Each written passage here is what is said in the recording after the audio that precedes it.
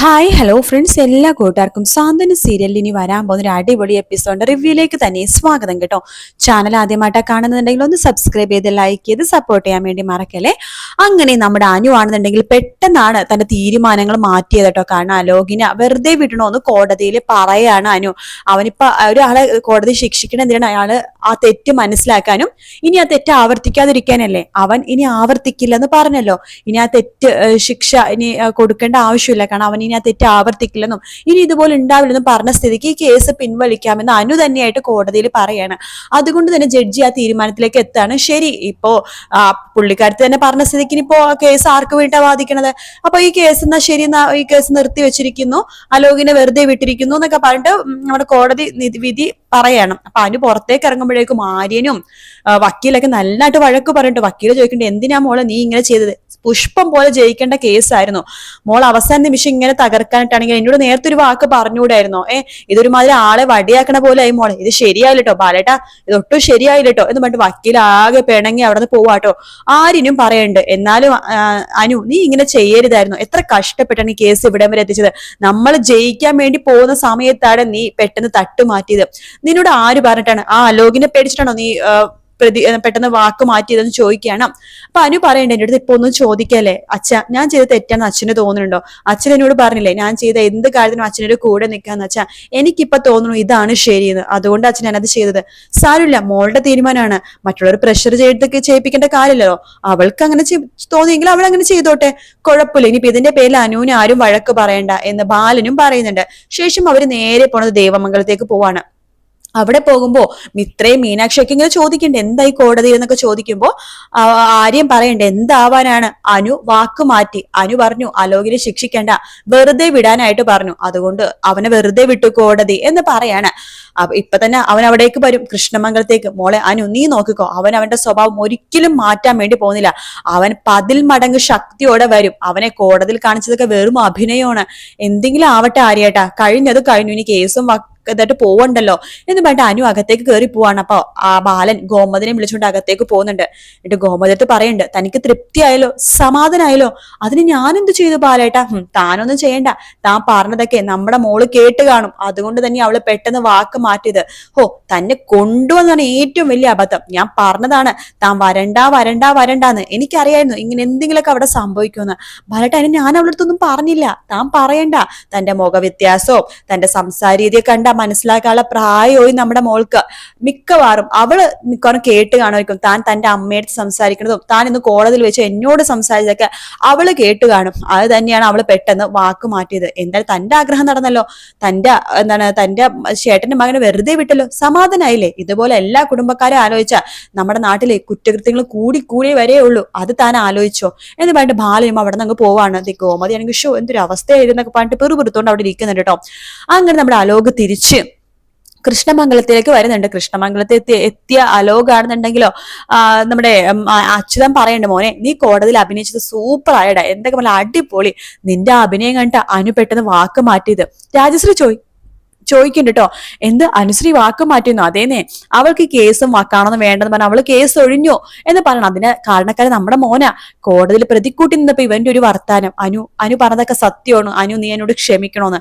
അതിൽ അവള് ഫ്ലാറ്റ് എന്ന് പറയണം. എന്നാലും അനുവിന്റെ ഏത് വീക്ക് പോയിന്റ് പിടിക്കണമെന്ന് നിനക്ക് നന്നിട്ട് അറിയാലോ മോനെ എന്നൊക്കെ പറയുമ്പോ അലോക് അതൊന്നും മിണ്ടാതെ അകത്തേക്ക് പോവാണ്. അപ്പൊ രാജശ്രീ ചോദിക്കേണ്ട, അല്ല ഇനി ഇവൻ നന്നായോ? ഇനി അവന്റെ അഭിനയം അല്ലേ അത്? അവൻ കാര്യത്തിൽ തന്നെ പറഞ്ഞതാണോ? ആർക്കറിയാം എന്ന് അച്യുതൻ പറയണത്. നമ്മുടെ മോനെ നമുക്ക് തിരിച്ചു കിട്ടിയല്ലോ, അതുപോലെ നിനക്ക്. അത് മതി, എന്തായാലും എന്റെ മോനിക്ക് തിരിച്ചു കിട്ടിയല്ലോ, അതെന്നെ വലിയ കാര്യം എന്ന് രാജശ്രീയും പറയാണ്. അപ്പൊ അലോക് ആണെങ്കിൽ റൂമിൽ ഇരുന്നിട്ട് ഭയങ്കര പൊട്ടിക്കരഞ്ഞോണ്ടിരിക്കടോ. മുത്തശ്ശി വരുന്നുണ്ട് അലോകിന്റെ അടുത്തേക്ക്. എന്താടാ മോനെ, നീ എന്താ ആകെ വിഷമിച്ചിരിക്കുന്നത്? എന്ത് പറ്റിയടാ മോനെ എന്നൊക്കെ ചോദിക്കുമ്പോ, ഞാൻ ഒരുപാട് തെറ്റ് ചെയ്തു, എല്ലാവരോടും ഞാൻ തെറ്റ് ചെയ്തു, എനിക്ക് എല്ലാവർക്കും മാപ്പ് പറയണം. ആദ്യം ദേവമംഗലത്തുള്ള ബാലനങ്ങളോടും ഗോമതി അപ്പിച്ചെടുത്തും അനുവിനോടും കാല് പിടിച്ച് എനിക്ക് മാപ്പ് പറയണം. പിന്നെ ആര്യനോട്. മുത്തശ്ശിയും വിചാരിക്കുന്നത് അലോകിന്റെ സ്വഭാവം ആകെ മാറിയെന്നാട്ടോ. നീ ആകെ മാറിയല്ലോ മോനെ, 2 ആഴ്ച ജയിലിൽ കിടന്നപ്പോഴേക്കും നീ നല്ലവനായാലോ മോനെ, എന്തായാലും നല്ല കാര്യം എന്നൊക്കെ പറയുന്നുണ്ട് മുത്തശ്ശി. പക്ഷെ ഇതൊക്കെ അലോകിന്റെ അഭിനയം മാത്രം കേട്ടോ. തമിഴിൽ ഇങ്ങനത്തെ സീൻ ഉണ്ട്, നല്ലവനായിട്ട് അഭിനയിക്കുന്ന പോലത്തെ ഒരു സീൻ ഉണ്ട് കേട്ടോ. അങ്ങനെ അലോക് അവസാനം ദേവമംഗലത്തേക്ക് പോകണം, എല്ലായിടത്തും മാപ്പ് ചോദിക്കാൻ വേണ്ടിയിട്ട്. അങ്ങനെ ബാലനുണ്ട്, ഗോമതി ഉണ്ട്, എല്ലാവരും ഉണ്ട്. അപ്പൊ അലോകിനെ കാണുമ്പോൾ തന്നെ അവർ ആട്ടി പായിക്കാട്ടോ, നീ പോ, കേസും കാര്യങ്ങളൊക്കെ കഴിഞ്ഞില്ലേ, പിന്നെ നീ എന്തിനാ ഇവിടേക്ക് വരുന്നത്, പോന്ന് പറയുമ്പോൾ അലോക് പറയുന്നുണ്ട്, ഞാൻ നിങ്ങളുടെ വഴക്കുണ്ടാക്കാനോ തെറ്റാനോ പ്രശ്നത്തിനോ ഒന്നും വേണ്ടി വന്നതല്ല. എനിക്ക് നിങ്ങളുടെ എല്ലാത്തും മാപ്പ് ചോദിക്കണം, പ്രത്യേകിച്ച് അനുവിനോടും ആര്യനോടും എന്ന് പറയുമ്പോൾ ആര്യൻ പറയണ്ട, നീ എന്ത് അഭിനയിച്ചിട്ടാ പിന്നെ പുതിയതായിട്ട് അഭിനയിക്കാൻ വേണ്ടി വന്നിരിക്കണം? എന്നാലും നിന്റെ അഭിനയം കൊള്ളാം, നീ കോടതിയിൽ അഭിനയിച്ചുകൊണ്ട് എൻ്റെ അനിയത്തി അതിൽ വീണു, ഇപ്പൊ നിനക്ക് വെറുതെ പുറത്തിറങ്ങാൻ പറ്റിയില്ലേ? ഹോ, നിന്റെയൊക്കെ ഒരു അഭിനയം, നിന്റെ അഭിനയത്തിനെ സമ്മതിച്ച് തന്നിരിക്കുന്നുണ്ടോ എന്ന് പറയുമ്പോൾ അലോക് പണ്ഡിത അഭിനയമല്ല, 2 ആഴ്ച പോലീസ് സ്റ്റേഷനിൽ കിടന്നപ്പോൾ പോലീസുകാരുടെ ഇടി കൊണ്ടപ്പോൾ അവിടെ കിടന്നപ്പോഴാണ് ഒരു കാര്യങ്ങളൊക്കെ ആലോചിച്ചത്. അനുവിനെ ഞാൻ എത്രമാത്രം ബുദ്ധിമുട്ടിപ്പിച്ചിട്ടുണ്ട്.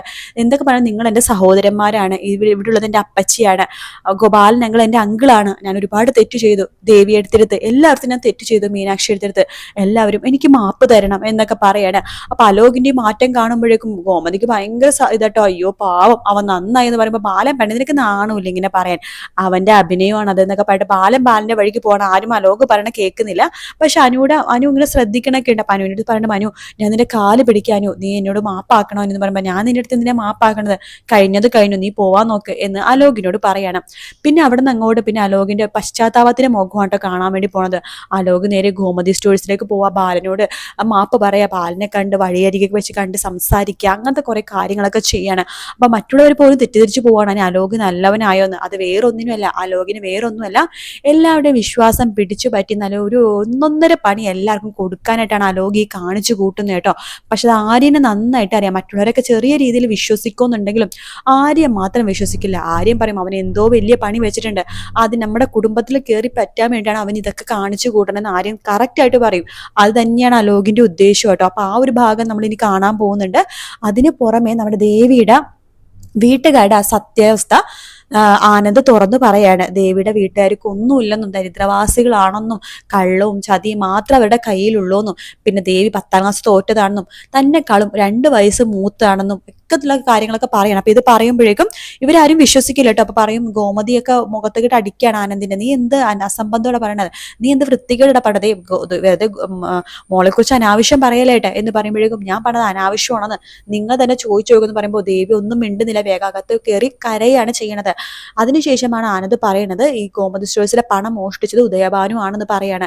അപ്പൊ ഉദയഭാനു അങ്കിളിന് അങ്ങനത്തെ ആവശ്യമൊന്നുള്ളത് പറഞ്ഞിട്ട് മീനാക്ഷി മിത്രയൊക്കെ നമ്മുടെ ആര്യനെ കുറ്റപ്പെടുത്തുമ്പോൾ, ആനന്ദിനെ കുറ്റപ്പെടുത്തുമ്പോൾ ആനന്ദ് ആ ഒരു വീഡിയോ കാണിച്ചു കൊടുക്കുകയാണ്. ഉദയഭാനു ഗോമതി സ്റ്റോഴ്സിലേക്ക് കയറി വരുന്നതും ആ മേശ തുറന്ന് പണം അടിച്ചു മാറ്റുന്നതും എല്ലാം തന്നെ കാണിച്ചു കൊടുക്കുകയാണ്. ഇത് കാണുമ്പോഴാണ് നമ്മുടെ ദേവിയുടെ ആ ഒരു കള്ളത്തരവും ദേവിയുടെ വീട്ടുകാരുടെ ആ ഒരു കള്ളത്തരവും എല്ലാം തന്നെ ബാലനും കുടുംബവും മനസ്സിലാക്കാൻ വേണ്ടി പോണത്. ഇത് മനസ്സിലാക്കിയ ബാലനും കുടുംബവും ദേവിനെ അടിച്ചു പുറത്താക്കാൻ വേണ്ടി പോകുവാട്ടോ. തമിഴില് ദേവി പോകുന്നുണ്ട്, ദേവിയുടെ സത്യങ്ങളൊക്കെ മനസ്സിലാക്കിയിട്ട് ദേവി ഇറങ്ങി പോകുന്നൊക്കെ ഉണ്ട്. അപ്പൊ ആ ഒരു ഭാഗമാണ് നമുക്ക് ഇനി മലയാളത്തിലേക്ക് വരുമ്പോൾ കാണാൻ വേണ്ടി സാധിക്കുന്നത്. എന്തായാലും കാത്തിരുന്ന് തന്നെ കാണാം ഫ്രണ്ട്സ്. വീഡിയോ ഇഷ്ടപ്പെട്ടാൽ ലൈക്ക് ചെയ്യുക, സബ്സ്ക്രൈബ് ചെയ്യുക, കമന്റ് ചെയ്യുക. മറ്റൊരു വീഡിയോ ആയിട്ട് വീണ്ടും കാണാം. Take care, bye bye.